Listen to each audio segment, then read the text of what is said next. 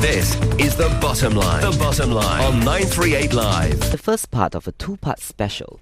The smartwatches market is expected to grow nearly fourfold this year, shipping around 7.5 million units. And experts say this burgeoning market could potentially skyrocket, selling more than 90 million units by 2019. So it's no wonder that every technology company with smartphone manufacturing capabilities wants a piece of this very lucrative pie. Samsung and LG have recently launched smartwatches running Google's new Android Wear platform, while Apple is rumoured to be launching a model soon. For more on this, I spoke to Andrew Milroy, Vice President of ICT Practice at Frost Sullivan, and started by asking why the interest now.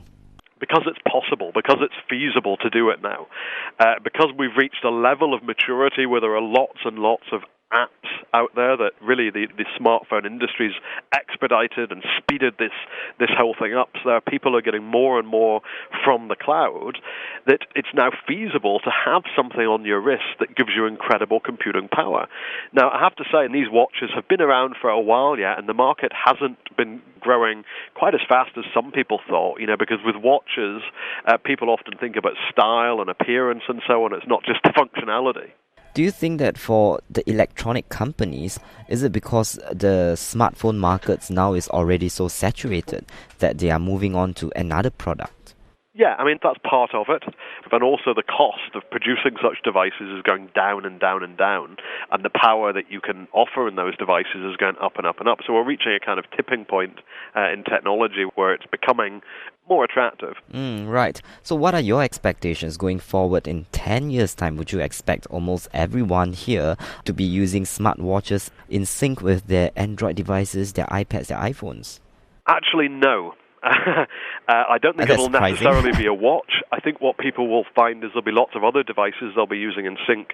That might be a car dashboard, it be a TV screen. Your Samsung TV might be your main access point to a lot of resources.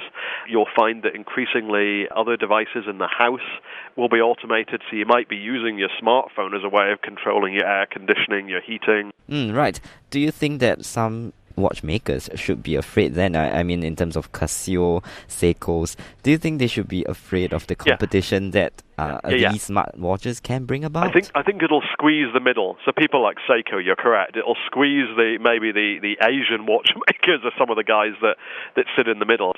I'm not a total expert in the watch industry, but just from my understanding of other industries, I think that the high-end watch manufacturers, like the Panerais and the Breitlings, I think will still be in a strong position. What about digital watches? What that's do you interesting. think? So that's the market that they'll be targeting. It'll be that kind of mid-market and the digital watch wearers that they'll be going for. Those are the people that will go for these iWatches, for these Android or Apple-powered watches.